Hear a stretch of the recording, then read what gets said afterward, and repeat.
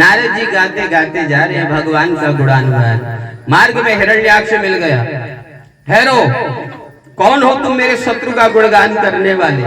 नारद जी ने देखा कि अब तो ये मुझे मार डालेगा। हिरण्याक्ष बोला कि खाली ये वीणा बजाना ही जानते हो, कुछ लड़ाई करना भी जानते हो? नारद जी ने कहा हमें तो वीणा बजानी ही आती है, ताल छेड़ना ही आता है। सबके संकट दूर करे, हे प्रभु मेरे संकट दूर करो। ओम जय जगदीश हरे। हमारे साथ युद्ध करो, हमारे हाथ में खुजली हो रही है, अपनी खुजली मिटाना चाहते हैं, युद्ध करो हमारे साथ। ये तंबूरा ये वीणा एक किनारे रख दो। नारद जी बोले मुझे तो भजन करना ही आता है महाराज, मुझे युद्ध करना नहीं आता।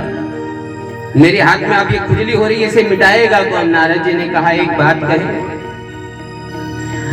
हम आपसे युद्ध तो नहीं कर सकते, लेकिन कोई ऐसे पहलवान का नाम आपको बता दे कि जो आपके हाथ की खुजली मिटा दे, तो हमें छोड़ दोगे?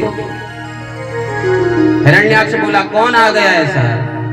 बोले अभी अभी एक सुअर माता पृथ्वी को अपने दांतों पर रखे हुए अभी रसातल से बाहर आ रहा है, उससे युद्ध करो, ऐसी खुजली मिटेगी कि कभी खुजली होगी ही नहीं। अच्छा, हिरण्याक्ष गया। हिरण्याक्ष ने देखा कि एक सुअर बराह भयंकर रूप धारण किया हुआ माता पृथ्वी को लेकर के आ रहा है। कौन हो तुम इतना कुरूप दिखने वाले? हिरण्याक्ष ने बड़ी बेइज्जती की भगवान। भगवान बोले हम कुछ नहीं, हम तो सुअर हैं, तुम तो ग्राम सिंह हो, हम तो साधारण से बराह रूप धारण किए हैं, तुम तो ग्राम सिंह हो। ग्राम सिंह कहते हैं कुत्ते को। किसे कहते हैं? गांव का शेर कौन होता है? कुत्ता होता है। कभी जाओ घुस जाओ किसी गांव में, पता लग जाएगा। हम तो भैया साधारण से जंतु हैं, आप तो ग्राम सिंह हो। ग्राम सिंह जब कहा तो हिरण्याक्ष ने सोचा मेरी बहुत बड़ी बड़ाई हो रही है, लेकिन उसे पता नहीं ग्राम सिंह कहते किसे। भगवान को छेड़ने लगा। कभी गदा का प्रहार तो भगवान ऐसे बच जाते, कभी ऐसे बच जाते। भगवान ने एक जोर की थप्पड़ मारी, गोविंदाय नमो नमः। तुरंत प्राण पखेरु उड़ गए, उद्धार हो गया। और माता पृथ्वी का कल्याण किया भगवान ने। माता पृथ्वी को कहते हैं कि अभिमान हो गया कि देखो मेरे बगैर भगवान की नहीं चलती। मैं थोड़ा देर रसातल में क्या कही, भगवान ने बराह रूप धारण कर लिया मुझे बचाने के लिए, सुअर का रूप धारण कर लिया। भगवान बोले ओहो, अभी तक तो मैंने हिरण्याक्ष को मारा, लेकिन हिरण्यकश्यप रूपी अभिमान ने जन्म ले लिया पृथ्वी के अंदर। अभिमान हो गया पृथ्वी को, हिरण्यकश्यप कहते हैं अभिमान को। तो बीच में भगवान ने सुंदर अपनी वृंदावन पुरी दिखाई, वृंदावन धाम दिखाई। तो माता पृथ्वी का जो है अभिमान दूर हुआ।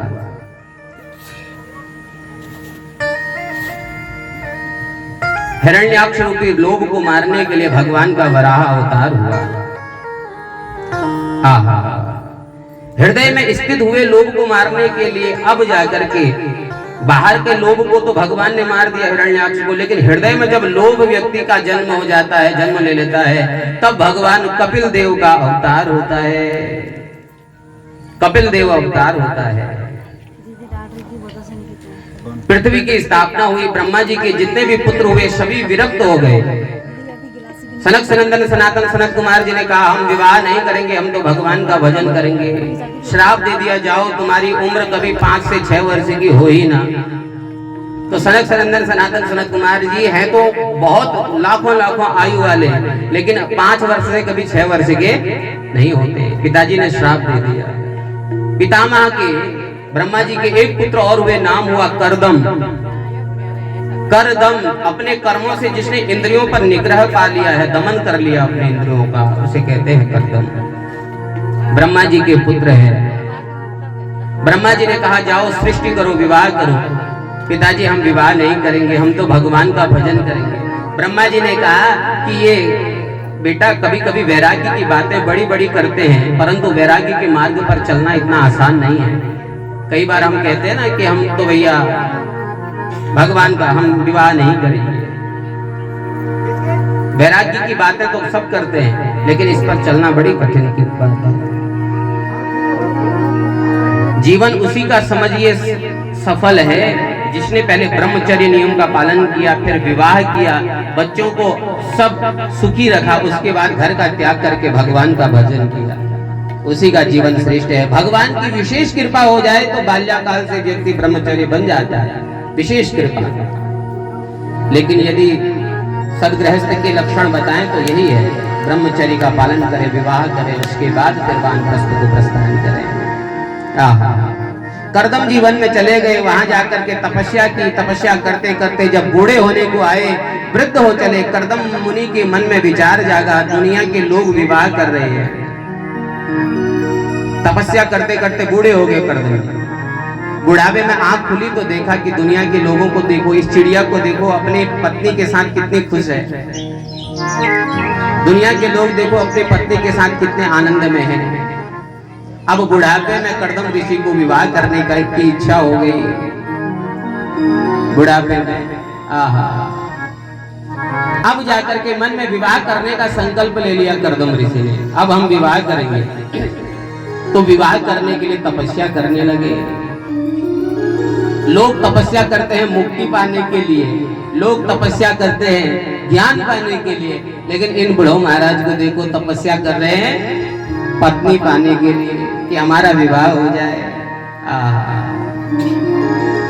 विश्वामित्र ने 60,000 वर्ष तक तप किया, लेकिन मेनका नाम की अप्सरा ने अपनी पायल ऐसी बजाई कि सारा तप भंग हो गया विश्वामित्र जी का।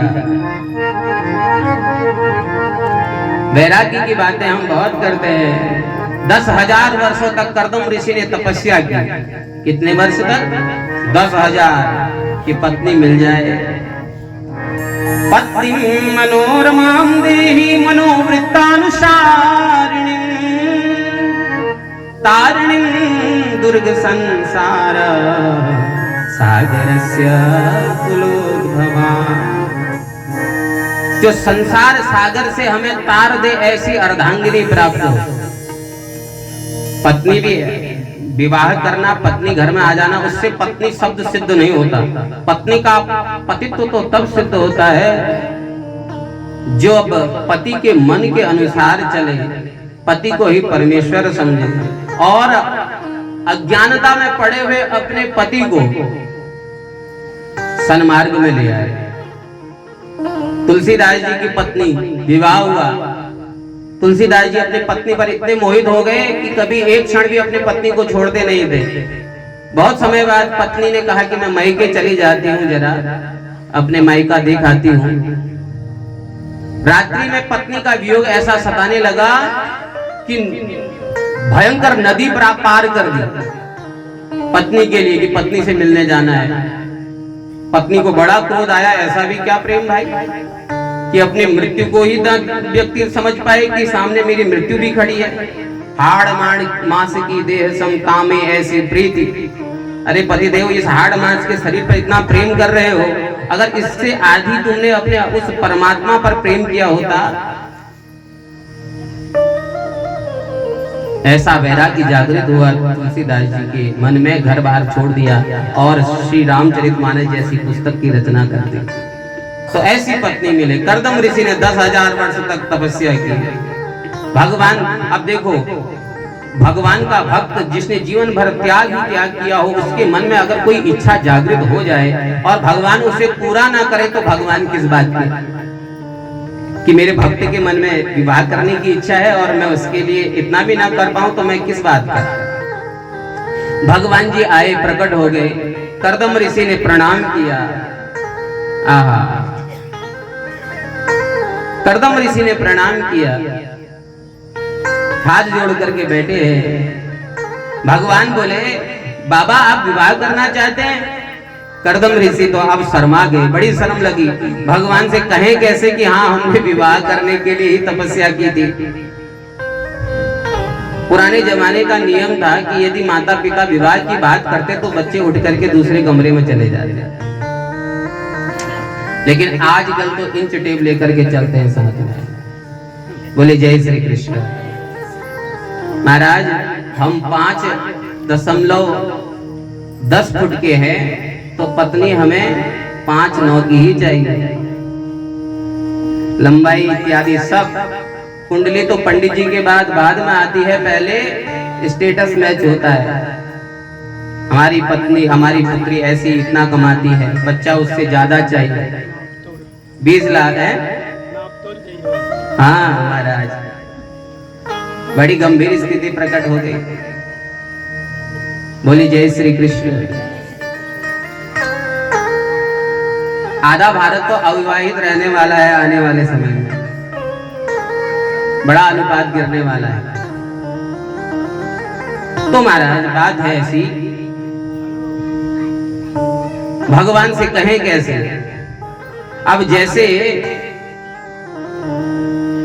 भगवान ने ऐसा कहा, प्रभु ने सोचा कि मन इसका पत्नी प्राप्त करने के लिए है, लेकिन मुख से कुछ और बात कह रहा है।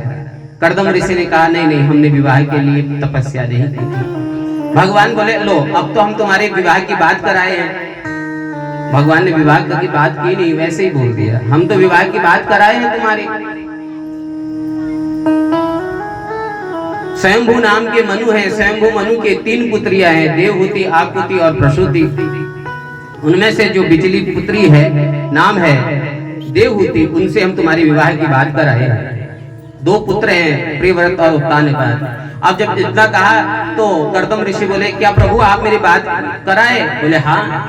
बोले ठीक है, अगर आप मेरी बात विवाह की कराए हैं तो अब हम शादी विवाह कर लेंगे।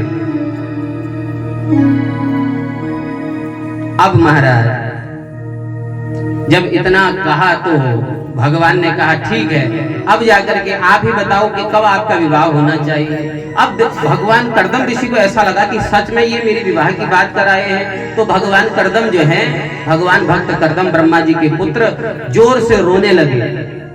मन में विचार आया, भगवान की झांकी को देख करके चरणों में गिर गए, प्रभु मेरे अपराध को क्षमा करें, मैं झूठ बोल रहा था आपसे कि मैंने विवाह के लिए आपकी तपस्या नहीं की है, वास्तव में मैंने विवाह के लिए ही आपका तप किया, लेकिन अब जब से आपकी इतनी सुंदर झांकी देखी है, अब मैं विवाह नहीं करना चाहता। विवाह में फंसना पड़ता है, लेकिन अब जो 2-4 माला आपकी जप रहा हूं वो भी छूट जाएगी, इसलिए मैं विवाह नहीं करना चाहता। भगवान ने कहा अब तो आपको करना पड़ेगा, मेरी लाज रखनी पड़ेगी। तो मेरी एक शर्त है प्रभु। क्या शर्त है? मेरे घर आपको स्वयं पुत्र बन के आना पड़ेगा, तब हम विवाह करेंगे। भगवान ने कहा ठीक है, हम पुत्र बन के तुम्हारे घर जरूर अवतरित होंगे। यहाँ पर स्वयंभू मनु की जो बीच की पुत्री है देवहूति, उसके साथ कर्दम ऋषि का विवाह हुआ। विवाह से पूर्व कर्दम ऋषि ने शर्त रखी स्वयंभू मनु से, देखो अपनी पुत्री का विवाह हमसे करा रहे हो, लेकिन एक पुत्र हो जाने के बाद हम घर छोड़ देंगे, हम घर में नहीं रहेंगे, जंगल चले जाएंगे, भजन करेंगे भगवान का। यदि मंजूर हो तो विवाह करो।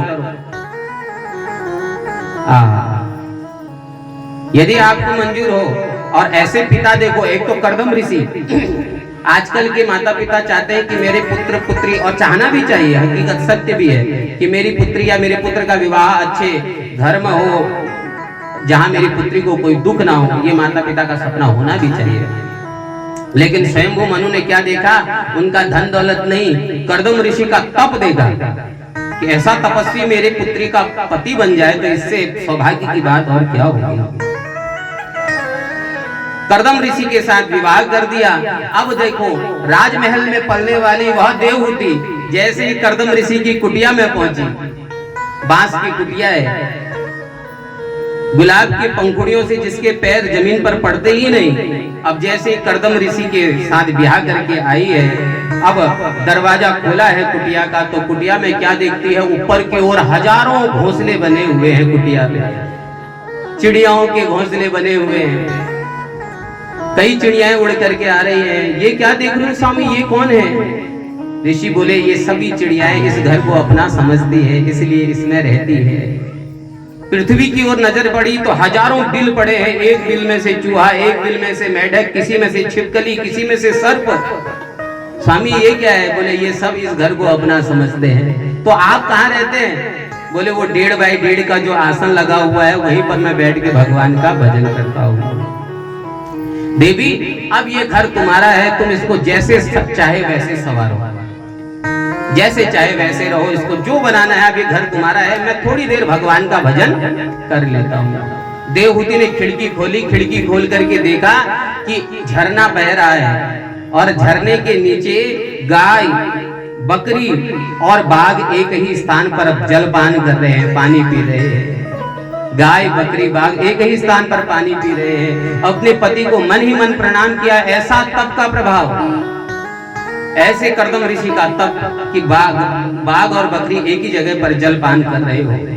अपनी हिंसा को, इसमें से सर्प है तो इसमें से चूहा है, चूहे और सर्प का कभी मेल नहीं होता, लेकिन एक साथ रहते हैं।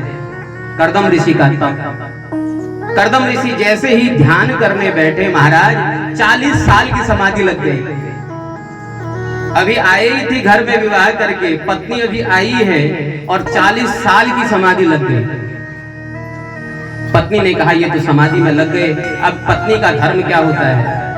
अपनी पत्नी की सेवा करना, रोज स्नान कराती, रोज तिलक लगाती, उनको सुंदर से कपड़े उड़ाती और फिर जाकर के कुछ जो पत्ते मिल जाएं, फूल मिल जाएं, फल मिल जाएं, पति को भोग लगा के खुद पाती। 40 साल तक बाल नहीं बनाए, जटा बन गई राजकुमारी देवहूति की। जटाएं बन गई, खाल सूख गई, हड्डियों से चिपक गई ये सुंदर सी त्वचा, जर्जरी शरीर हो गया, लेकिन मुख में तेज है ब्रह्म का। 40 साल बाद पति की समाधि टूटी है। पति ने देखा कि एक बूढ़ी महिला मेरे पास में है, कौन हो देवी? विचार करो कि विवाह करके ही पत्नी आई हो और 40 साल की पति की समाधि लग जाए, उसके बाद पति उठे और कहे कि तुम कौन हो? पहले हमारे जैसे सांसारिक लोग हो तो जैसे घर देखे तो वैसे ही घर से छोड़ के चले जाए, इस घर में कौन रहेगा? पत्नी बोली, ओहो, लगता है मेरे पति मुझे भूल गए हैं। हे स्वामी, याद करिए, आज से 40 साल पहले स्वयंभू नाम के मनु अपनी पुत्री का विवाह संस्कार कराने की इच्छा से आपके पास आए थे।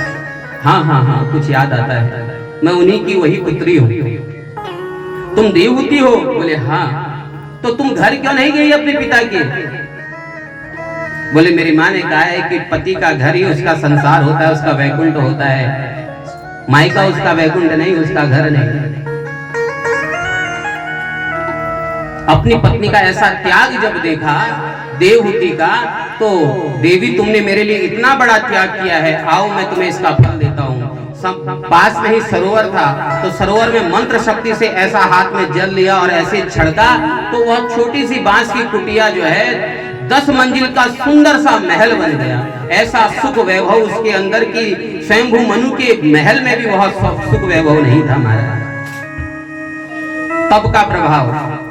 अपनी पत्नी का हाथ पकड़ा, सरोवर में डुबकी लगाई है। अब डुबकी लगाते ही कर्दम ऋषि हो गए 20 वर्ष के और देवहूति हो गई 16 वर्ष की। ऐसा सुंदर रूप, ये पति का प्रभाव, पति के तप का, पत्नी के त्याग का प्रभाव। ये परमात्मा का फल नहीं है, ये पति की तपस्या है, पत्नी का त्याग है, समर्पण है। महाराज सुंदर आनंद लिया है विवाह का, गृहस्थ जीवन का। यहाँ पर कर्दम ऋषि ने कहा था कि एक पुत्र होते ही मैं घर का त्याग कर दूंगा, लेकिन मन चाहा होत नहीं, प्रभु चाहे तत्काल, बलि चाहे वैकुंठ की और प्रभु भेजे पाताल। कौन जानता है? तो उसी समय चाहा था एक पुत्र हो जाए, लेकिन एक पुत्र तो हुआ नहीं, 9 कन्याएं हो गई कर्दम ऋषि की। कितनी? 9 कन्याएं हो गई। सबसे बड़ी पुत्री है, नाम है कला, मरीचि ऋषि को बिहाई गई। दूसरी पुत्री है, कौन नहीं जानता है, सती माताएं उनका नाम बड़े आदर से लेती है, बोले अनुसुईया माता की। कर्दम ऋषि की दूसरी पुत्री हुई माता अनुसुईया, अत्रि ऋषि को बिहाई गई है। तीसरी पुत्री वशिष्ठ ऋषि की पत्नी, नाम है अरुंधति। ये कर्दम ऋषि की पुत्रियां। इसी प्रकार 9 कन्याएं कर्दम ऋषि की हुई। कर्दम ऋषि मन में सोच रहे हैं, प्रभु आपके दर्शनों की बड़ी इच्छा है, कन्याओं का तो और एक से एक घर में है, सुंदर से सुंदर ऋषियों को भी आई गई है ये कन्याएं। आहा, अब स्वयं भगवान 10वें पुत्र के रूप में, दसम संतान के रूप में स्वयं अवतरित हुए। बोले कपिल देव भगवान की, स्वयं कपिल देव भगवान का अवतार हुआ।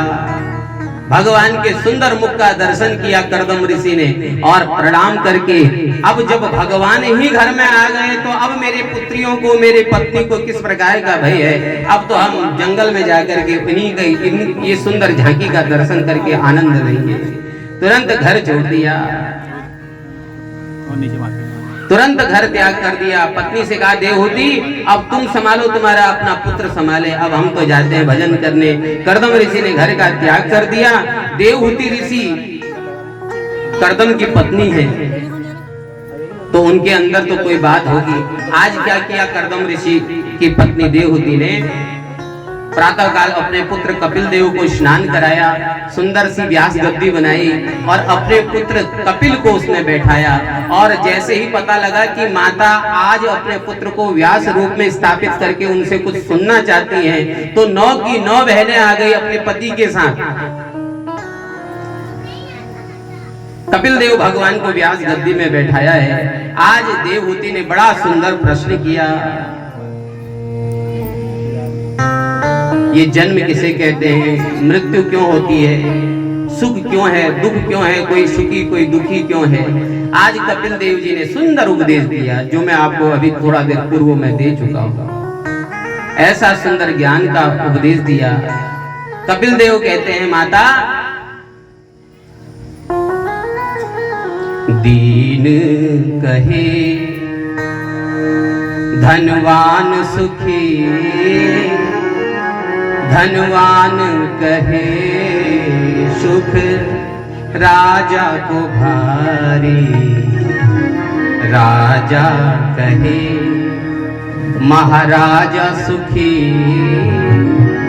महाराजा कहे सुख इंद्र को भारी, इंद्र कहे चतुरानन को सुख, ब्रह्मा कहे सुख विष्णु को भारी। तुलसीदास विचार करे, हरि भजन बिना सब जीव दुखारी। माता सब दुखी हैं, इस संसार का नाम दुखालय है, इसे दुख का आलय कहा गया।